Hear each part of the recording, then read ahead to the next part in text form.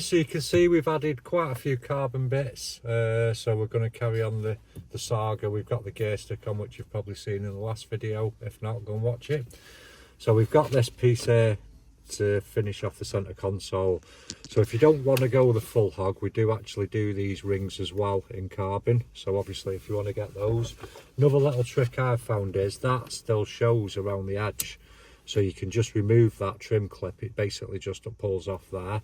So obviously if you don't want that showing, you can get rid of that and it still fits perfectly fine. So all we're going to do is, again as normal, we get the little primer, which is so.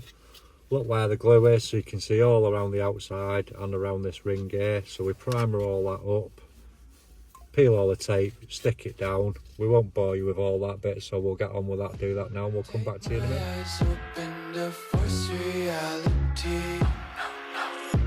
Why can't you just let me eat my weight in glee? Okay guys, so there you saw me struggle peeling all the glue off that.